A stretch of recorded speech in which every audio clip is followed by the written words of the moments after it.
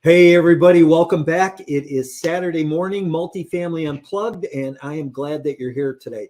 Hey, if you're here for the first time, sit back, buckle up.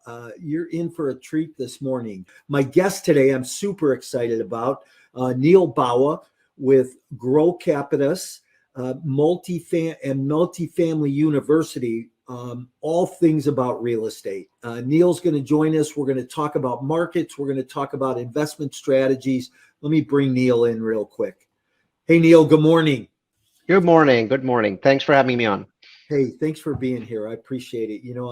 I've been a longtime fan, followed you around, listened to a lot of your, I'm not an economist, but I love to listen to data points, right? Because I think data points are what help us become a better syndicator, a better owner operator. We pay more attention to the market by the data points. So I know we're going to get into that a little bit. But, the first question I always ask my guests is, in one word, what best describes you personally and professionally? Never changed. The word is curious. I'm a Curious. curious character. Wow. Awesome. I'm in the process of writing a book from all the podcasts I've done. And I ask that question all the time. And I don't believe that anybody's ever said curious. I like that. What makes you curious?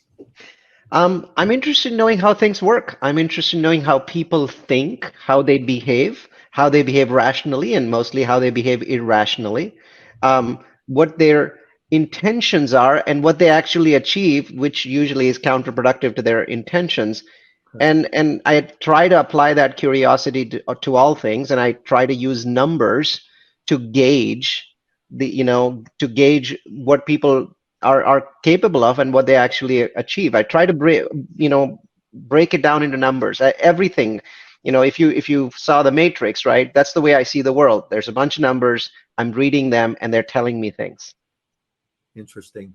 I think that I'm curious too. I'm always curious about how things work, how numbers work, how the financial side of underwriting and then the due diligence. How does somebody operate a property, or how can I operate a property better? I think it's the curiosity that helps us all grow. That's a great word. I love that.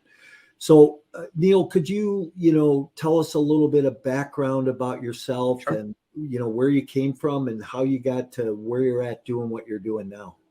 Sure. I'm a nerd, a geek, a technologist, data scientist by profession, computer science graduate. Um, Ran a technology company for 15 years, sold it for a terrific price, a class-leading price. Got into real estate simply because I live in California and I was paying 50+% taxes every year. Did real estate for about 6 years on my own, no investors, just me, for tax benefits and for cash flow benefits. Um, and during that time, invented a system called Location Magic, which is a data-driven or data science-driven system that figures out the best cities in America to invest in. Interesting. What does it mean to be a data scientist?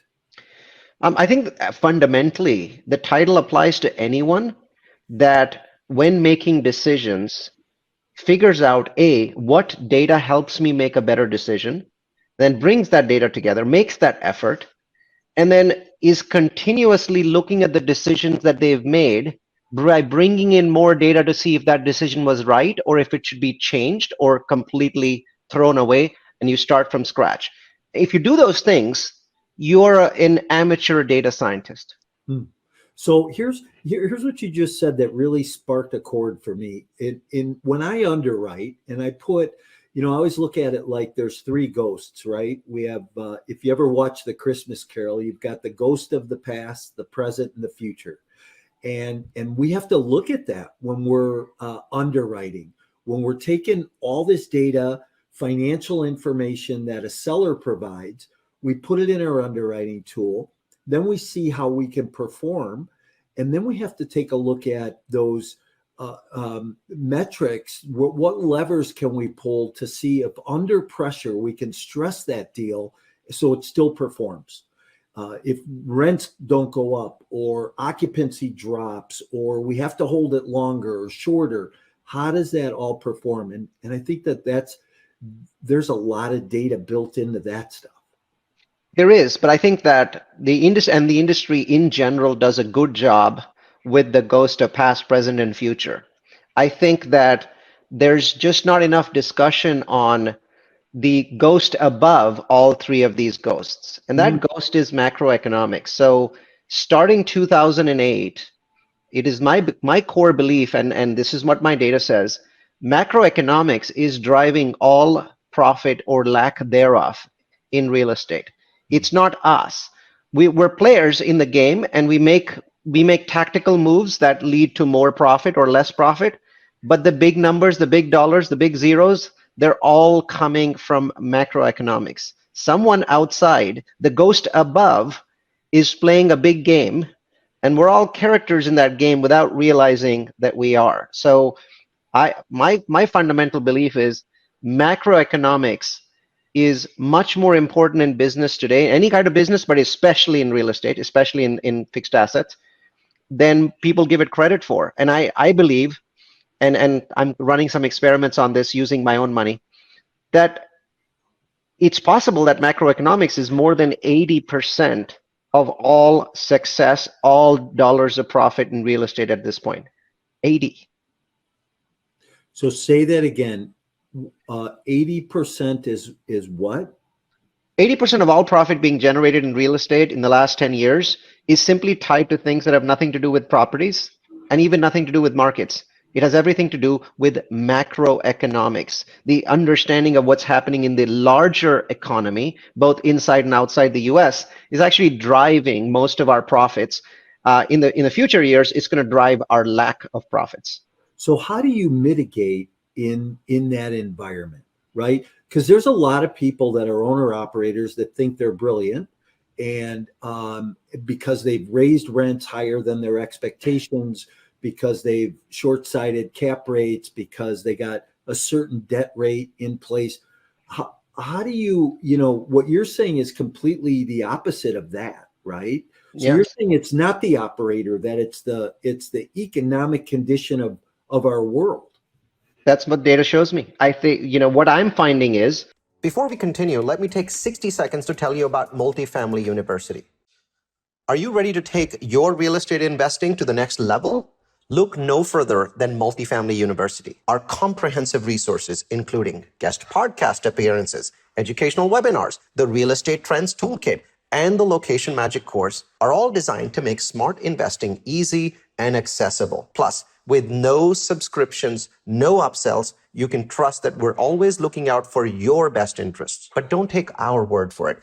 Check out what our satisfied customer, Carlos M., had to say. Neil's presentation was filled with invaluable information that is not readily available to the average investor. This group takes you to the elite level of investing. Join the ranks of the elite with Multifamily University. Join us at multifamilyu.com and start investing from a place of knowledge today. Not only will you have access to a wealth of knowledge from industry experts, but you'll also be able to stay ahead of the game with our in-depth analysis of market trends and potential recessions or corrections. Invest with confidence and make informed decisions based on data, not gut feel.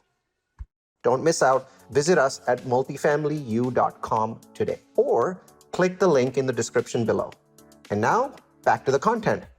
In any market, any sphere of activity, let's say outside of real estate, let's just pick something. Let's pick something like, the tractor industry, the industry that's building tractors. If you look at these industries and you look at them, what often happens is a small percentage of the syndicators in that industry, it's not syndicators, whatever the equivalent is, are making most of the money, right? And are having most of the success. And then you have a large percentage of people that are simply unsuccessful in doing anything there. In industries that are driven by macroeconomics, you see outstandingly large numbers of examples of success or failure. In our case, in the last 8 or 9 years, it has been success, and it's my premise that it will be our failure in the future, because there's something happening above us that's actually responsible, so everyone looks like a genius. So in my mind, there are no geniuses in the syndication industry. There's a bunch of people that believe that they're geniuses, that they're special, that they're unique. What they don't realize is there was timing. Timing was almost all of it. So should I play the game or just sit out? I think that you have to understand where you are in the game, and then you make a decision on whether to play or sit out, right? So we can delve deep into that, because I think that's a very fascinating question, Mike, and that is the key question to ask, right? So where am I in the game, right? And does it make sense for me to play, or does it make sense for me to get out? I think that is the key question. If you believe that there's something, the ghost above, macroeconomics, that's directing everything, you've got to basically ask yourself that question. So explain a little bit, or what's your perspective right now of where we are, where we've come from, and where we're going? Sure. So the best days of multifamily are behind us. So I don't have any data that suggests that the best days of multifamily are ahead of us. So I believe that for the last 10 years, multifamily was a truly exceptional asset class. It was head and shoulders above any other asset class that I have seen in the last 10 years, with the possible exception of crypto, which is so bizarre that it's really hard to predict what's happening. So among predictable asset classes, multifamily was far and away the greatest in the United States in any realm of activity, not just real estate. Today, multifamily is just another asset class. It is what it is. Its best days are behind it. And the only reason it's probably still in my top 10% list of things to do, or asset classes, is simply because every other asset class has done even worse. So by speaking relatively, I think multifamily is still up there, but its best days are unquestionably behind it. So you said, according to your data, that you don't see it being a good asset class over the future, or coming back to where it was over the last decade. I think the second part, I do not see it ever coming back to what it was. The window of time in the last 10 years for multifamily was a one-time thing, and whoever benefited. Is it not a good asset class? No, I wouldn't say that. I would say that depending upon the window of time over the next 3 years, it might be a not good asset class, an okay asset class, or a decent asset class, but it's really never going to be great. Will it not? But it'll still provide cash flow. You can still go in and buy value add and put capital improvements and operational improvements in place, and create more value by doing those things in multifamily, correct? To a certain extent, the answer is that while everything that you said is correct, the ability of those things to drive up rents has decreased remarkably from 5 years ago. And the big piece that's pushing all of those down is affordability. So, when the United States, when the average tenant was at 19% affordability, you had a lot more room to raise rents by doing X. When it was 24%, maybe your ability was 0.75x. Today, your ability to raise rents is 0.5x, because in most markets in the US that we like, great markets in the US that we've all been talking about for the last 6 or 7 years, the average tenant is in the 30s in terms of affordability. More than 30% of gross income is going into rent. Some markets have already touched 40. Data suggests that when you start touching the mid 30s and the 40s, there is an extremely inflexible reaction to rent increases. People simply they won't care if you gold plate their chairs. They won't care if the granite countertop becomes quartz. They will pay the same rent. It doesn't go up at all. It doesn't go up $1. It just stays at the same level regardless of the product and its quality. And many markets in the US, not all of it, the US, luckily, are hitting that level. And we are seeing that impact right now. Rents are flat everywhere in the United States, even though inflation is at 6.5%. So I find that a little bit interesting, because we won't see rent growth at 20% where we saw it in some markets, or even higher, but will we still see that 2 to 3% rent growth basis that you normally see in an average market? Because we really have bounced back to average markets, right? I mean, this.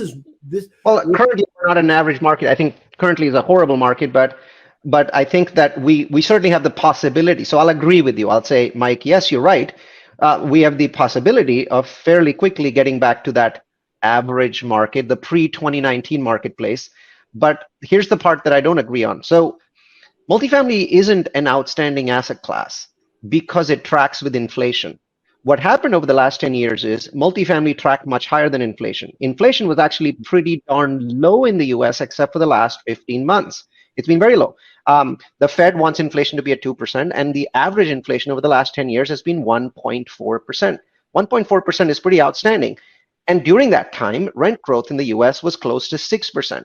Right. So there were, obviously there was a 15% year, which was 2021.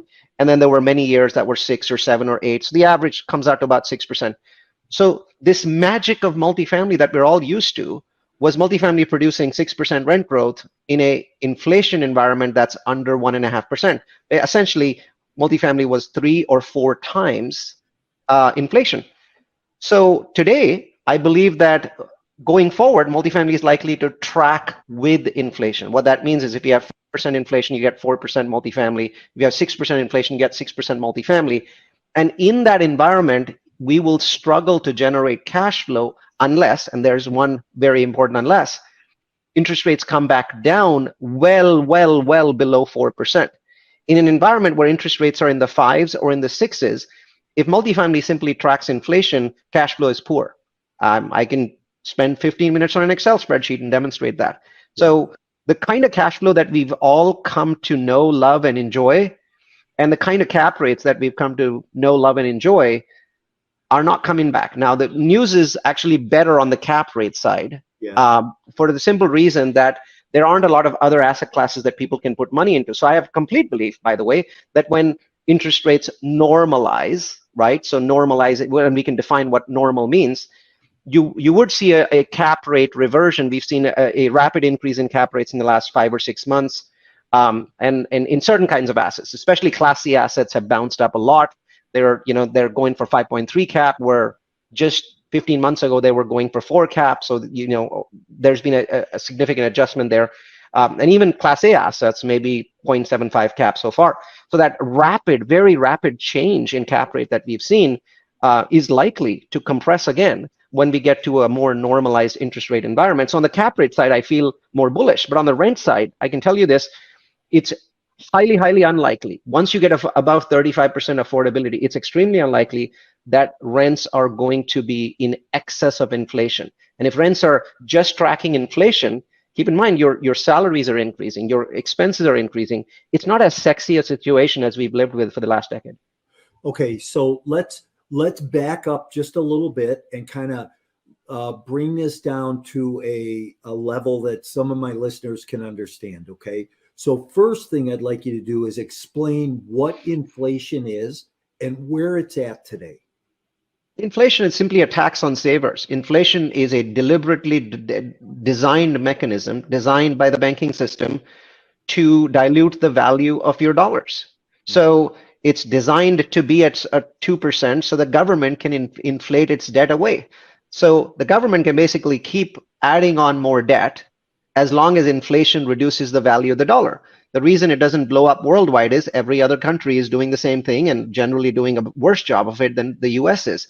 So inflation reduces the value of dollars. It's a tax on savers, and it is a benefit for anyone that is taking on debt, because taking on debt in an inflationary environment is generally a good thing. And we can talk about why taking on debt, even in a high inflation environment, is a good thing. Great. Now, what is inflation at today? So over the last 12 months, inflation is going to be somewhere around 6.5%. Okay. Over the last 3 months, it's going to be somewhere around 3%.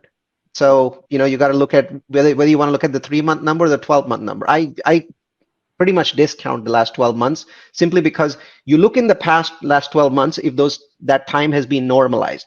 The last 12 months have been anything but normal. We have a war that started in the last 12 months, and it's impacting everything. So the 12-month reading is not something I want to look at, but the 3-month reading is something that I care more about. So somewhere between 3 and 4%. Okay, great.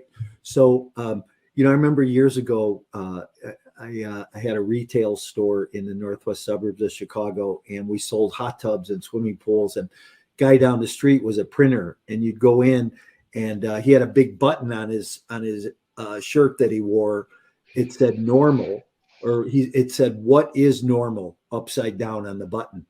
So I want to come to you and I want to ask you right now, what does normalizing mean, and what does Sure. that look like?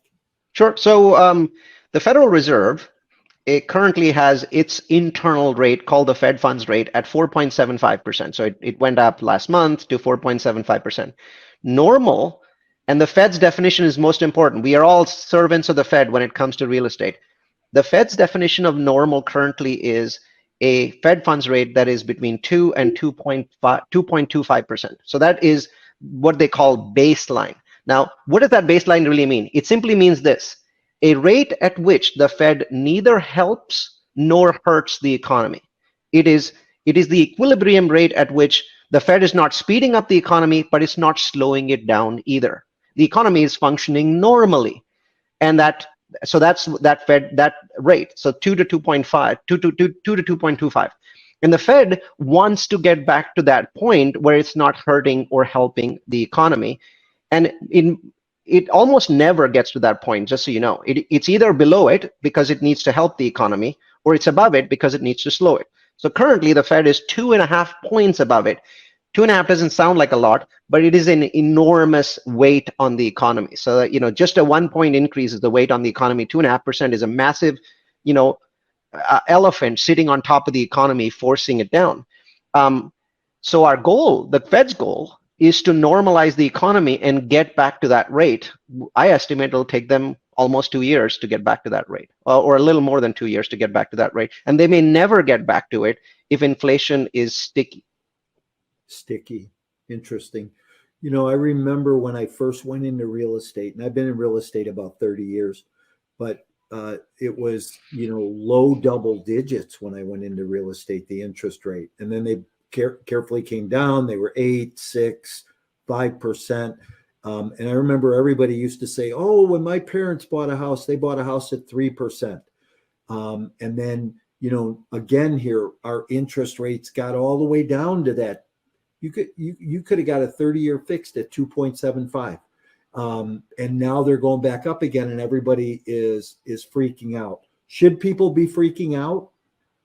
Oh, really? I see no evidence of a freak out. So first, the United States is easily the strongest economy in the world at this point. Our position as the reserve currency of the world has never been more secure. In my mind, I know there's a lot of conspiracy theories around petrodollars and things like that. I find that if you're a straight up economist, you sort of laugh at these kinds of things because there are no potential other alternatives to the dollar at this point, with the Chinese yuan being the absolute worst alternative amongst any alternatives that may even be considered. The Eurozone's clearly shown that they don't want to be the reserve currency of the world. They don't want that weight. The reserve currency of the world is not a privilege. It is a burden. And if you don't understand why it's a burden, then you need to do some research and understand that it is a burden. The global financial system requires a reserve currency, and the holder of the reserve currency must run large deficits continuously and produce more currency so other people can hold it. So I don't see us defaulting on our debt. I don't see us coming into a situation where people don't want to buy our debt, which means that over time, the trend is for interest rates to go lower. If you look at a 30-year chart, you'll notice that rates drop lower over time. There's two reasons for that. One is technology. Technology tends to basically have an impact where it drives down rates, and we are entering an extraordinary new phase of technology, which will make the last 30 years look like child's play. November 29, 22nd, 2022 was the first day of that extraordinary new era when a software called ChatGPT launched. So the enormity of what generative AI is capable of is not visible yet, but we will see that technology in the next 15 years is going to drive our rates down even further. The other thing that's driving our rates down is population growth. It's slowing everywhere in the world. And if you just want to see what happens to an economy and its interest rates when its population growth slows or turns negative, just study Japan. 30 years, everyone's been saying they're printing way more money than we are as a percentage of their GDP, and they have trouble getting inflation to 2%. Even right now, the Japanese are the lowest inflation economy in the developed world. So they have trouble getting their inflation up, not down. So the natural state of things based on macroeconomics is for interest rates to go back down. The catch is inflation tends to be sticky because once somebody raises prices, unless there's severe distress in the marketplace or there's severe competition, you're not likely to take those down simply because your suppliers have started bringing stuff in cheaper. So there is a tendency for the new rates that go up to stay, even though they should come down. And that takes a while to fix. It's very rare for inflation to just disappear from 9% to 6% to 3% very quickly. So it takes a lot of time. I expect that those normalized rates will come back 2 years from now, not 1 year from now. Though multifamily, by the way, multifamily mortgage rates should fall in August or September. We can talk about why. But I expect that generally the Fed's interest rates, which drive the economy, will take 2 years to correct. So with all this said, right, how do you become a player in the multifamily space today? What do you do to do multifamily and operate in the disparity of everything that's going on? You're actually in a good position. So let's say you're a new student and you're Mike student and you're studying and you feel like you're ready to buy multifamily. I think all you need to exercise is a little bit of patience. So, and I'll explain why. So multifamily prices for value add older properties have been falling, and they've been falling in a couple different ways. Sometimes it's not obvious that they're falling, and I'll tell you why. Because until about 4 or 5 months ago, rent growth was pretty strong in the US. It's slowed very drastically now because the economy is slowing, and that's not visible yet. So today, if I look at Marcus and Millichap, Berkadia, or any of CBRE, they're all saying, hey, rent growth in the US is flat with slight, slightly below zero in some major markets like Phoenix, Austin, Phoenix. These markets have turned negative. But 3 or 4 months ago, rent growth was strong, and that rent growth drives up net operating income. And as you know really well, if NOI goes up, the price per door is likely to go up because it tracks. Even though cap rates are driving the price down, even though interest rates are driving the price down, the net operating income per door was driving it up. So there were two forces. So sometimes you don't realize that prices have declined about 12 or 13% because on a nominal basis, they may have only declined 5 or 6%, right? Because NOI was going up. But from a cap rate perspective, there's no doubt in my mind that we're between 12 and 15% down. So you've got a student, he's studying, he's ready to go out. Well, he's about to buy a building that's 15% cheaper than 14, 15 months ago. Isn't that something that's good? That's not bad. It's good. The question is, right, how does he deal with the interest rates? That's really the question. So the fact that you're buying a building that's 15% cheaper is unquestionably good, right? The question, it's all about the debt. So the big question really comes down to, when will debt drop? When will the cost of debt drop, right? Right. And there I have a speculation if you want to hear it. Absolutely. And then I have a scenario I want to run by you. Sure. All right.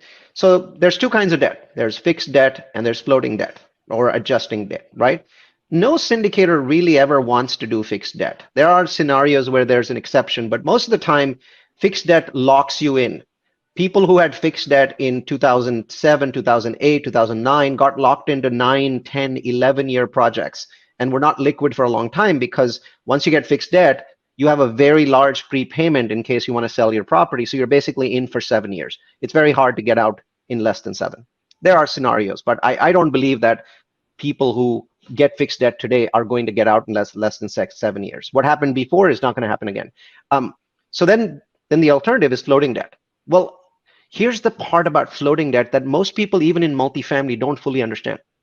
Floating debt is composed of two pieces, right? One piece I think most people understand. It's called SOFR, and SOFR is basically the same thing as saying the Fed funds rate. So the SOFR very closely and immediately tracks the Fed funds rate. So if the Fed raises interest rates by 25 basis points, you notice tomorrow morning, SOFR went up 25 basis points. It's not exactly the same number because the Fed funds rate is about 4.75 and SOFR is a little bit lower than that, but it tracks exactly. So if the Fed raises interest rates by half a point, guess what? A month from now, SOFR will be half a point higher. So most people understand that that's the interest rate component piece of your mortgage. It's the piece above it that is misunderstood. It's called the spread. The spread is what banks add on top of SOFR when they give you a floating rate loan. And the spread is locked in on the day that you get your loan, and you can't change it. The spread is unchangeable. Right. The other part, the interest rate, the SOFR part, actually, if the Fed all of a sudden cuts interest rates because we have bad recession, you'll get the benefit of it because SOFR will drop and immediately your mortgage payment will drop. So what the Fed does, in the long run, if they bring the rates down, it'll benefit you, even though if you have a floating rate. The problem is the spread. In normal times, the spread is either 1% or 1.5% because that's spread represents risk. And in normal times, it's low risk. Today, the spreads are up to 4%, 4.5%. Some spreads are up to 5%. These don't represent interest rates because SOFR represents the interest rate.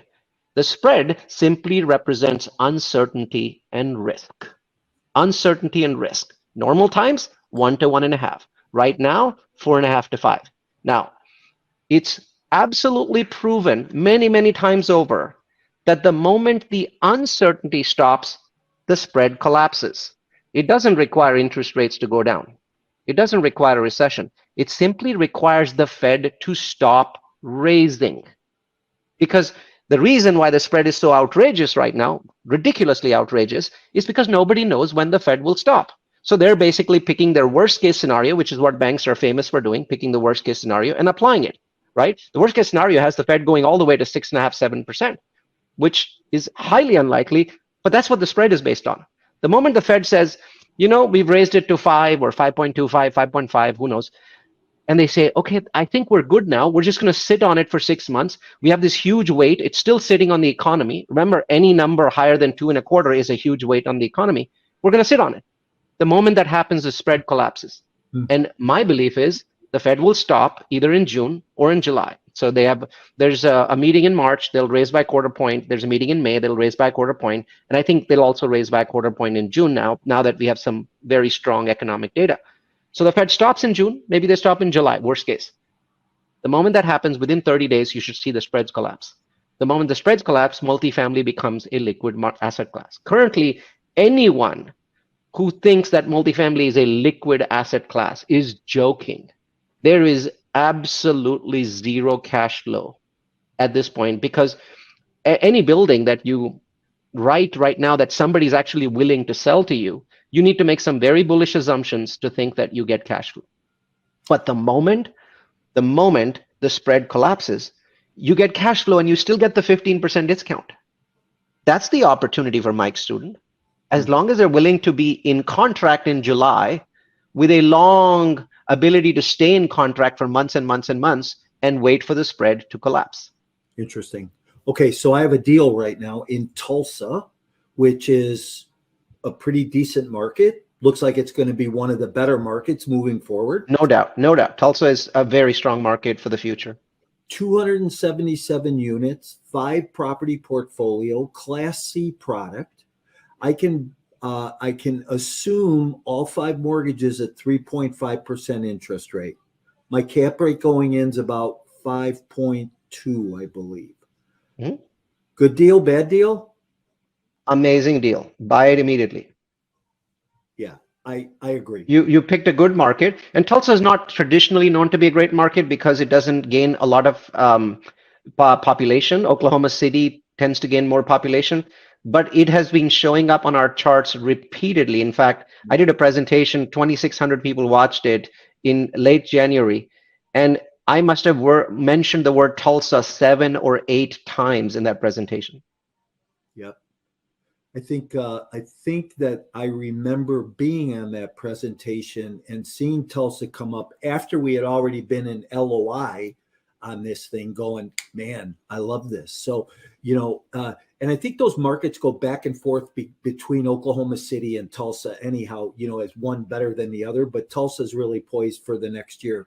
So I'm excited about that opportunity. And I think that our limited partners are going to have great opportunity as well as the GPs on that deal. So Yeah. I don't know enough about the deal, but those are the kinds of deals that it makes sense to buy today. yeah, And obviously you're not getting the best of the rates at this point of time, but you're taking on someone else's debt and giving yourself the ability to get a better rate in the future. So you're pushing the can down the road, which is really, if there's one kind of mantra today, is find a way to push the can down the road for interest rates. Yeah. Interesting. Well, Neil, hey, thanks for being here. I appreciate you. Before I go to our flash round of the last three questions, why don't tell people why they should get a hold of you, what you want to do for them and help them, and how they do that. Absolutely. So I think that for the first thing is really to get data, to get actionable evidence and information that you can use to make decisions. Right now is a very dangerous time, but it also is filled with opportunity. There's all kinds of opportunities, and we are very good at pointing those opportunities out to people. It's easy enough to get to me. I'm the only Neil Bawa on the World Wide Web. Just simply type in NEAL and last name Bawa, and you'll find me. And I just want to say also that I want to date this as Q1 2023, because we know this stuff sits out there for a long time. So this is Q1 of 2023. And as much as this stuff can be confusing and all this data and information, I think it's fascinating, and I love your perspective of the ghost above, right? So it really brings it all into perspective. Hey, what's the best book you ever read? The Miracle Morning. It's not my favorite, but it enabled me to read amazing books, right? If you practice the Miracle Morning, you're going to read more books. What about the Miracle Morning do you practice that helps you in your life? It structures my mornings, and it breaks them up into pieces, with one of the pieces being that I have to read for 20 minutes. And 20 minutes doesn't seem like a lot, but you get a lot done. I read at 2x, and I buy both the Kindle version and the Audible version, and I run the Audible at 2x, and then I read along. And because I'm both reading and listening at the same time, I'm able to read the book twice as fast. I'm going to have to try that. That's interesting because I like reading. And, we all know that we only retain so much from visual and we retain so much from hearing, but putting the two together, you retain more. So that's interesting. I'm going to have to try that. I'll get back to you and let you know how it goes for me. What best tourist attraction you've ever seen? That's an interesting one. I've been all over the world. I'm going to pick one that's a little cheesy. I love the mall at Singapore Airport, at Shanghai Airport. It's called Jewel, and that's because it has a 150-foot high fountain that you can walk around, and there's a forest that they've built around the fountain. And you can see it from 6 different floors, and it looks different from all the floors, and it looks wonderful at night as well. So whenever I transit through Singapore, I make sure I have enough time to go to Jewel. Wow, that's amazing. I've never heard that. I'm going to have to go check that out. It's beautiful. Best restaurant? Oh, an Indian restaurant called Turmeric. I'm Indian, and I enjoy Indian food, and it's very rare to get good Indian food that's cooked the right way. I think most Indian food is cooked terribly in restaurants. Turmeric in the San Francisco Bay Area. Cool, awesome. And that's where you're from, right? You're from the I am from Bay India. Area. San Francisco Bay Area, correct? Yes, Yeah. but ethnically from India. Yeah, no, I knew that, but I thought you lived in the Bay Area. So, hey, thanks for being here today. Any last nuggets you want to leave us with? Yeah, the Bible got it wrong by one letter. It is not the meek that shall inherit the earth. It's the geek. I love that. Good for you. Good for you. Hey, I'm going to move you to the back room. If you hang out with me for a minute, I'm going to say goodbye and then we'll chat real quick. Thanks again for being here.